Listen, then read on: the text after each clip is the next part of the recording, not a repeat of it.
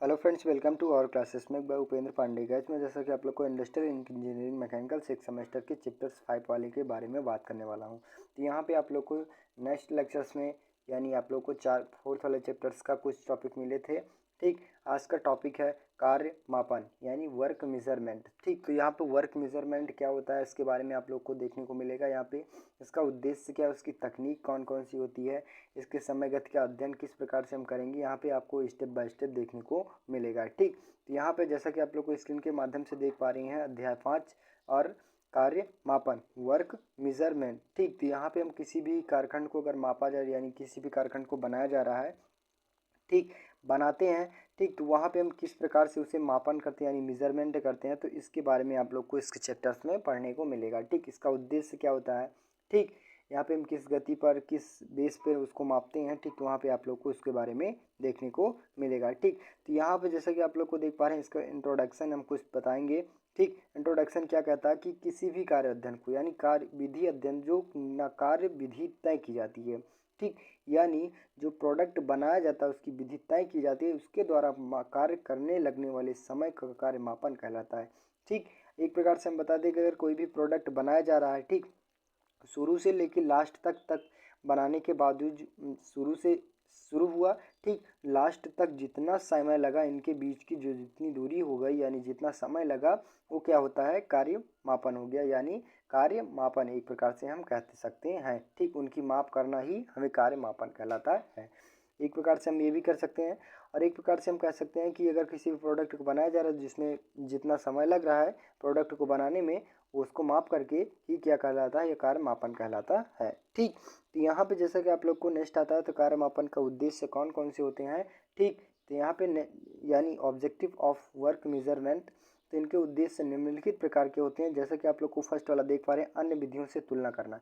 अगर किसी भी प्रोडक्ट को बनाया गया है, एक प्रोडक्ट से दूसरे प्रोडक्ट को बनाया है, तो इनमें से क्या किया जाएगा, इनसे तुलना कर लिया जाएगा। और ये करने के बाद यानी मापन करने के बाद ये 5 किलो का है, ठीक, एक प्रकार से, और ये 5 किलो का बनाया जा रहा है, तो इनको देख करके ही इन प्रोडक्ट को तैयार किया जा सकता है। तो ये किसके अंतर्गत आते हैं, कार्य मापन के अंतर्गत आ जाते हैं। ठीक, नेक्स्ट आता है तो आरंभिक मानव शक्ति की आवश्यकता को सही गणना करना। जो प्रोडक्ट यानी प्रोडक्ट बनाए जा रहे हैं उसमें मानव जो शक्ति की आवश्यकता होती है, एक प्रकार से हम कह सकते हैं जो श्रमिक की आवश्यकता होती है, उनको सही रूप से कार्य मापन के अंतर्गत हम गणना भी कर सकते हैं। एक प्रकार से हम किसी प्रोडक्ट को बनाया जा रहा है तो उन्हें 10 आदमी लग रहे, 10 लेबर की जांच लग रही है, ठीक, प्रोडक्ट को बनाने, अगर उसमें समय का 10 आदमी का लग रहा है लेबर, ठीक, और 5 घंटे में कार्य किया जा सकता है। अगर वहीं पे अगर आप लोग 20 घंटे का 20 लेबर रख दीजिए और लगभग कितने का 2.5 घंटे में ही हमारा कार्य पूरा हो जाएगा ना। ठीक, तो उसी के अकॉर्डिंग अगर आप लोग कार्य मापन की यानी कार्य यानी समय मापन की अगर आप लोग एक प्रकार से मापन कर लेंगे, ठीक, प्रोडक्ट की, ठीक, तो क्या किया जाएगा, हमें अनुभव हो जाएगा। ठीक, तो उनकी आवश्यकताओं का गणना करना। ठीक, नेक्स्ट आता है तो क्रियाओं को नियोजन एवं नियंत्रण करना। किसी भी प्रोडक्ट को बनाया जा रहा है तो वहाँ पे कितने समय तक उन्हें नियंत्रण किया जा सकता है और नियोजन किया जा सकता है, तो इनके बारे में अंतर्गत आ जाता है। नेक्स्ट आता है तो वित्तीय प्रोत्साहन योजना हेतु आधार योजना। जो एक प्रकार से वित्तीय प्रोत्साहन योजनाएं होती हैं उनको भी आधार प्रदान करने के लिए किया जा सकता है। नेक्स्ट आता है तो अप्रत्याशित अथवा अप्रत्याशित अप्रशिक्षित तथा अर्ध अप्रशिक्षित वर्करों की पहचान करना। एक प्रकार से हम बता दें जो अनपढ़ हो गए और एक प्रकार से पढ़ा लिखा या फिर अनपढ़, उनको भी वर्करों को भी पहचान करने के लिए हम एक प्रकार से कार्य मापन का उपयोग करते हैं। किसी भी प्रोडक्ट को बनाया जाए अगर सही रूप से वो नॉलेजदार है, ठीक, कोई भी श्रमिक नॉलेजदार है यानी उसके बारे में नॉलेज है उनको, तो वो कम समय में लगाएगा ना, कम समय में प्रोडक्ट तैयार करके देगा। और वहीं पे अगर किसी प्रोडक्ट को बनाया अगर उसमें कुछ भी नॉलेज नहीं है तो उनको एक बार समझाना पड़ेगा, ठीक, तब वो प्रोडक्ट बनाएगा, तो उसमें कितना टाइम लगेगा, तो यानी ज़्यादा टाइम लगेगा। ठीक, तो उनमें हम क्या किए जाएंगे, अलग कर सकते हैं यानी पहचान भी कर सकते हैं। ठीक, नेक्स्ट आता है तो प्रभावी उत्पादन कार्यक्रम बनाना। जो कार्यक्रम बनाया जाता है उनके अंतर्गत भी आ जा सकता है। नेक्स्ट आता है तो गोलों के निर्गत विधि तथा निर्धारण करने से सहायता प्रदान करना। जो एक प्रकार से हम बता दें कि गोलों निर्गत तिथि का निर्धारण भी कर दिया सकता है। एक प्रकार से हम डेट की निर्धारण तिथि का उपयोग वो कर सकते हैं। नेक्स्ट आता है तो कार्य मापन की तकनीक। कार्य मापन की तकनीक 2 प्रकार की होती है, वर्क मेजरमेंट एंड टेक्निक्स। ठीक, एक प्रकार से एक होता है मानकीकरण होता है और एक प्रकार से समय मापन। मानकीकरण किसके अंतर्गत आता है कि किसी भी विधि यानी ये सर्वोत्तम विधि है, ठीक एक प्रकार से हम कहते हैं इस नवीन कार्यविधि में प्रयोग किए जाने वाले सभी यंत्रों, अगर किसी भी प्रोडक्ट को बनाया जा रहा है तो जो प्रयोग किए जा रहे हैं उसमें कई प्रकार से यंत्र प्रयोग किया जा रहा है। यंत्र, संयंत्र, उपकरण, प्रक्रियाएं, उपभोग, उत्पादन विधि, प्रसाधन, प्रणाली, एक प्रकार से हम कह सकते हैं जो प्रोडक्ट बनाया जा रहा है उनमें जो कच्चे पदार्थ हो गए, मनी हो गई, मटेरियल्स हो गए, श्रमिक हो गए, मशीन हो गई, ठीक उन सभी चीज़ों को एक प्रकार से हम कहते हैं ब्यौरा लिख देना। ठीक लिखित ब्यौरा करना ही हम क्या कहते हैं मानकीकरण के अंतर्गत आ जाता है।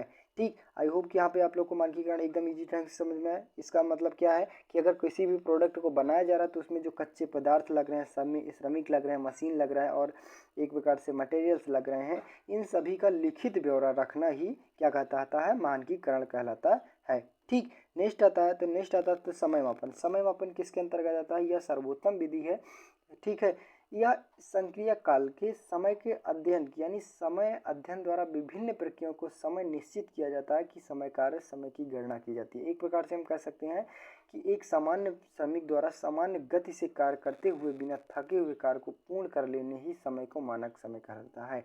अगर किसी भी प्रोडक्ट को बनाया जा रहा है, ठीक उसमें जो श्रमिक प्रयोग किए जा रहे हैं उन्हें बिना थके हुए अगर किसी भी कार्यखंड यानी प्रोडक्ट को सही रूप से सही आकार में बना देता है, ठीक जितना टाइम लगता है वो किसके अंतर्गत यानी जितना टाइम लगता है तो उसके अंतर्गत आता है समय मापन के अंतर्गत आ जाता है। ठीक तो आई होप गाइस अगर आप लोग के एग्जाम में आ जाता है कि मानकीकरण क्या होता है और समय मापन क्या होता है तो आप लोग एकदम इजी ढंग से लिख सकते हैं। नेक्स्ट टॉपिक आता है तो समय मापन अध्ययन, टाइम एंड मोशन स्टडी। ठीक तो यहाँ पे समय गति अध्ययन क्या होता है इसके बारे में हम देखेंगे। तो समय गति का अध्ययन उद्देश्य विधि द्वारा प्रक्रियाओं का सूक्ष्म अध्ययन कार्यविधि की खोज तथा श्रमिकों अवयवों को रोकना होता है।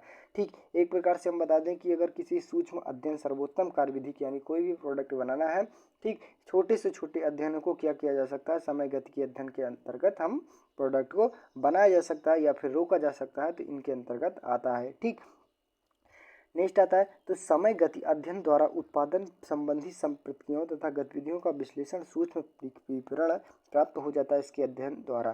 ठीक एक प्रकार से हम बता दें कि अगर किसी भी प्रोडक्ट को बनाया जा रहा है तो उसमें जो टाइम लगती है और कितने स्पीड तक की जाती है, ठीक कितने स्पीड में किया जा रहा है उनका अगर उन सब चीज़ों का अगर आप लोग नॉलेज रहेंगे यानी आप लोग की जानकारी रहेगी, ठीक तो एकदम इजी ढंग से किसी भी प्रोडक्ट को बनाया जा सकता है। ठीक तो यहीं पे आप लोग को समय गति के अध्ययन एक प्रकार से इंडस्ट्रियल इंजीनियरिंग कुछ नहीं है। ठीक एक प्रकार से हम कह सकते हैं कि किसी भी प्रोडक्ट को बनाने के लिए जो टाइम लगता है, मेजरिंग क्या होती है, इसके बारे में यहाँ पे आप लोग को देखने को मिलता है। ठीक तो यहाँ पे वही बताया गया कि किसी भी प्रोडक्ट को बनाया जा रहा है तो उन्हें कितने टाइम में बनाया जाएगा, ठीक कितने स्पीड में बनाया जाएगा, तो यहाँ पे आप लोग को इसके बारे में अध्ययन करना पड़ेगा। ठीक तो इनके अध्ययन द्वारा निम्नलिखित परिचय हैं। तो यहाँ पे हम जैसा कि आप लोग को देखेंगे, फर्स्ट क्या कहता है कि श्रम तथा समय को व्यर्थ अनुपयोगी होने से रोका जाता है। ठीक कि अगर किसी भी प्रोडक्ट को बनाना जा रहा है, ठीक अगर हमें समय और स्पीड की यानी गति की अध्ययन सही रूप से रहेगा तो श्रम और समय को व्यर्थ अनुपयोगी जो टाइम को व्यर्थ किया जा सकता है, ठीक उन्हें हम रोका जा सकता है। किसी भी प्रोडक्ट को बनाए अगर 5 घंटे लगा रहे हैं तो उनको बारे में हम नॉलेज रहेगा कि अगर वो 4 घंटे प्रोडक्ट बन जा रहा है, ठीक तो 4 ही घंटे में प्रोडक्ट बन जाएगा। ठीक अगर नहीं नॉलेज पता रहेगा कि अगर आप लोग को 4 घंटे का काम 5 घंटे या 7 घंटे में ले रहे हैं तो उनको रोका नहीं जा सकता अगर किसी भी कार्य समय और गति का अध्ययन नहीं रहेगा। ठीक नेक्स्ट आता है तो श्रम तथा प्रयास शक्ति को उपयोगी तथा अनुकूल मार्ग पर संचालित किया जा सकता है। अब एक प्रकार से हम बता सकते हैं कि प्रोडक्ट बनाया जा रहा है तो उसमें जो श्रम शक्ति लग रही है, ठीक एक प्रकार से हम कार्य जितना कर किया जा रहा है, अगर उनमें सही रूप से नॉलेज है यानी सही रूप से जानकारी रहेगी तो उनमें जो शक्ति यानी ऊर्जा प्रयोग किया जा रहा है, श्रमिक द्वारा कार्य किया जा रहा है, तो अगर उनमें सही रूप से उनको नॉलेज रहेगा तो प्रोडक्ट को क्या किया जाएगा एक प्रकार से एक ही बार में सही रूप से कर दिया जाएगा ना। अगर नहीं नॉलेज रहेगा तो उसमें क्या किया जाएगा तो व्यर्थ किया जाएगा। ठीक तो उन्हीं को दर्शाने के लिए हम क्या कहते हैं उनका प्रयोग करते हैं समय तथा गति का। ठीक नेक्स्ट आता है तो श्रमिक का कम परिश्रम तथा थकान से अधिक उत्पादन करने की समर्थन। ठीक अब एक प्रकार से वही बताया गया, घूम फिरा कर वही बताया जा रहा है कि अगर किसी भी प्रोडक्ट को बनाया जा रहा है, ठीक अगर उनको टाइम और गति का सही रूप से अध्ययन रहेगा तो जो श्रमिक लग रहे हैं उसमें कम समय में प्रोडक्ट को तैयार कर देंगे और उसमें ज़्यादा से ज़्यादा थकान भी नहीं लगेगी। अब एक प्रकार से हम कह सकते हैं कि कोई भी प्रोडक्ट बनाया जा रहा है उन्हें सही रूप से नॉलेज यानी सही रूप से जानकारी रहेगी तो कैसे आप लोग एक ही बार में वो प्रोडक्ट बना दिया जाएगा। ठीक, अगर नहीं जानकारी रहेगी तो उसे 10 बार लगाएंगे तो उसमें टाइम भी ज़्यादा लगेगा और श्रमिक को भी थकान की भी ज़रूरत यानी थकान भी लग जाएगी। ठीक, तो उन्हीं चीज़ों को मेंटेनेंस यानी समझाने के लिए यानी उन्हीं लोग को कम करने के लिए हम इसका प्रयोग करते हैं। नेक्स्ट कहता है कारखाने की कुल उत्पादन क्षमता में वृद्धि संभव हो जाती है। अगर किसी भी प्रोडक्ट के सही रूप से बनाया जा रहा है, ठीक, सही प्रकार से उसका ज्ञान है, सही प्रकार की जानकारी है, तो प्रोडक्ट यानी जो प्रोडक्ट बन रहा है फैक्ट्री की भी लागत यानी कम हो जाएगी। ठीक, लागत जो लगती है ज़्यादा वो कम हो जाएगी और प्रोडक्ट भी सही रूप से बन जाएगा। ठीक, तो यहाँ पे जैसे कि आप लोग उत्पादन कार्यों पर व्यय हो रहे समय को रिकॉर्ड करने तथा उनका अध्ययन करने वाली तकनीक को समय अध्ययन कहलाते हैं। जो प्रोडक्ट बनाया जा रहा है, ठीक, व्यय हो रहे समय जो प्रोडक्ट बनाने में जो समय एक प्रकार से समय जा रहा है उनको रिकॉर्ड करना, एक प्रकार से लिखना, सही रूप से अध्ययन करना ही क्या कहता है तो समय अध्ययन के अंतर्गत आता है। ठीक, तो वही बताया गया कि गाइस जैसा कि आप लोगों को कोई भी प्रोडक्ट बनाया जा रहा है तो जिसमें टाइम लग रही है उनमें समय लग रहा है उनको सही रूप से अध्ययन करना ही समय अध्ययन कहलाता है। ठीक, नेक्स्ट कहता है तो उत्पादन हेतु प्रयोग की जा रही मशीनों, यंत्रों तथा श्रमिकों गतिविधियों का अध्ययन करके उसमें अनावश्यक गतियों को दूर करना, कार्यकारी विधियों को प्रभावी, सरल एवं क्रमबद्ध करना ही गति अध्ययन कहलाता है। अब हम गति अध्ययन किसके अंतर्गत आते हैं? कोई भी प्रोडक्ट बनाया जा रहा है तो उसमें जो मशीन यंत्र हो गए और श्रमिक हो गए जो जिसमें विभिन्न प्रकार की गतियाँ हो रही हैं उनको अध्ययन करना और जो अनावश्यक गतियाँ होंगी उनको दूर करके कर्मचारी स्वतः सरल तथा क्रमबद्ध बनाना ही गति अध्ययन कहलाता है। अगर किसी भी प्रोडक्ट को बनाया जा रहा है कि मशीन द्वारा, श्रमिक द्वारा या फिर अन्य गतिविधियों द्वारा, तो जो उनमें अनावश्यक गति होती है उसको दूर कर देना और इसमें एकदम सरल, सही रूप से, सही आकार में और कम से कम समय में एकदम क्रमबद्ध रूप से कर देना ही क्या कहलाता है? गति अध्ययन कहलाता है। ठीक, तो आई होप गाइस यहाँ पे आप लोग को समय अध्ययन और गति अध्ययन एकदम इजी ढंग से समझ में आया होगा। नेक्स्ट टॉपिक आता है तो समय अध्ययन के लिए प्रयोग होने वाले उपकरण, तो इनमें कौन कौन से उपकरण प्रयोग किए जाते हैं समय अध्ययन को मापने के लिए। ठीक, एक प्रकार से हम देख पा रहे हैं, तो यहाँ पे स्क्रीन के माध्यम से देख पा रहे हैं समय अध्ययन का बोर्ड। अब किसी भी प्रोडक्ट को बनाया जा रहा है तो वहाँ पे टाइम टू टाइम अगर सभी चीज़ों को बोर्ड में दर्शाने के लिए भी बोर्ड का प्रयोग करते हैं। नेक्स्ट आता है तो विराम घड़ी, एक प्रकार से हम घड़ी का भी प्रयोग कर सकते हैं कि इतने बजे से इतने बजे तक हमें कार्य करना है, इतने बजे से इतने बजे तक हमें लंच करना है, या उसी चीज़ को दर्शाने के लिए विराम घड़ी का प्रयोग कर सकते हैं। नेक्स्ट आता है तो समय अध्ययन सीट, तो वही समय अध्ययन सीट टाइम स्टडी सीट का भी प्रयोग करते हैं।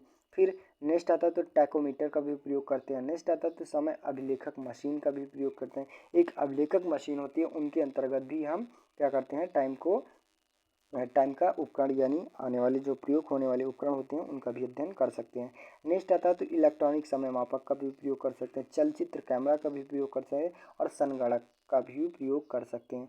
ठीक, तो यहाँ पे गाइस जैसा कि आप लोग को पता ही है कि जो समय मापन का अध्ययन करने के लिए प्रयोग होने वाले उपकरण होते हैं यहाँ पे लगभग 8 प्रकार के होते हैं। 8 प्रकार को सही ढंग से एकदम ईजी ढंग से रट लेना है। ठीक, नेक्स्ट टॉपिक आता है तो समय अध्ययन के चरण कौन कौन से होते हैं, तो यहाँ पे जैसे कि आप लोग को step involve in time study, ठीक, यहाँ पे कौन कौन से चरण होते हैं, तो यहाँ पे जैसे कि आप लोग को देख पा रहे हैं, मानक लेखन से प्राप्त कार्य विधि को रिकॉर्ड रखना तथा कार्य कर रहे श्रमिक के बारे में पूर्ण आवश्यक जानकारी लिख लेना। ठीक, एक प्रकार से हम बताएं कोई भी प्रोडक्ट बनाया जा रहा है तो उसमें जो टाइम लग रहे हैं, मानक लेखन लग रहे हैं, ठीक, किसी भी प्रकार की प्रक्रियाएं हो रही हैं उनको एक प्रकार से दर्शा लेना एक बोर्ड में या फिर किसी के माध्यम से, और जो श्रमिक के बारे में जो पूर्ण आवश्यक जानकारी लिख लेना। कोई श्रमिक के बारे में जैसा कि आप लोग कोई भी प्रोडक्ट बना रहा है, यहाँ से मोल्ड किया गया, फिर उसका आकार इस टाइप का किया गया, इतने टाइम में किया गया, इतना प्रोडक्ट इसमें लगा खर्च, इतना श्रमिक के द्वारा अंतर्गत लगा खर्च, उन सभी चीज़ों को जानकारी को लिख लेना ही समय अध्ययन के चरण कहलाते हैं। नेक्स्ट टॉपिक आता है तो नेक्स्ट टॉपिक जैसा कि आप लोग को देख पा रहे हैं, कार्यकारी को छोटे छोटे भागों में बांटकर अध्ययन करना तथा प्रत्येक भागों में लगा समय रिकॉर्ड करना। अब किसी भी प्रोडक्ट को बनाया यानी किसी भी मशीन को बनाया जा रहा है, ठीक, तो उनमें जो विभिन्न प्रकार के पार्ट लग रहे हैं उनको पार्ट को अलग अलग करके अलग अलग करके सही रूप से बनाना और जो उसमें टाइम लग रही हैं उनको भी लिखना ही किसके अंतर्गत आता है, समय अध्ययन के चरण के अंतर्गत आता है। नेक्स्ट आता है, तो नेक्स्ट आता है क्या कहता है, कार्य में लगे श्रमिक समय की तुलना तथा सामान्य श्रमिक से करना, जिसे रेटिंग कहा जाता है। कि अगर किसी भी प्रोडक्ट को बनाया जा रहा है, ठीक, किसी प्रोडक्ट को बनाया जा रहा है तो उसमें जो टाइम लग रही है उनको तुलना करिए, यानी एक श्रमिक से दूसरे श्रमिक में कंपेयर कर लेना कि ये 5 घंटे में सारा कार्य कर ले रहा है, तो वहीं जगह पे ये 6 घंटे में कार्य किया रहा है, तो इनको भी वही कार्य को 5 घंटे में ही करना चाहता है। ठीक, वही चीज़ को दर्शाने के लिए हम किसका प्रयोग करते हैं, इसे रेटिंग कहा जाता है। ठीक, रेटिंग कहा जाता है, इनको क्या कहा जाता है, रेटिंग कहा जाता है। नेक्स्ट आता है, तो छूट की गणना करके इसे सामान्य समय में जोड़कर मानक दो समय द्वारा निर्धारित करना। किसी भी प्रोडक्ट को बनाया जा रहा है, जो छूट उसमें लग रही हैं उनको सामान्य समय में, यानी विभिन्न जो ज़्यादा टाइम लग रहे हैं उनको सामान्य समय में जोड़कर उन्हें समय निर्धारित कर देना। अगर किसी प्रोडक्ट को बनाया जा रहा है तो उन्हें एक टाइम फिक्स कर दिया जाए कि हमें इतने से इतने समय में तो ये प्रोडक्ट बनकर तैयार हो जाना चाहिए। ठीक, तो आई होप गाइज यहाँ पे आप लोग को जितने भी टॉपिक्स थे एकदम इजी ढंग से समझ में आया होगा। ठीक, अगर वीडियो अच्छी लगी हो, चैनल पे नए हो, चैनल को सब्सक्राइब कीजिए, ज़्यादा से ज़्यादा शेयर करने की कोशिश कीजिए। तो बस गाइज आज के लिए इतना ही, मिलते हैं नेक्स्ट वीडियो में, तब तक के लिए जय हिंद।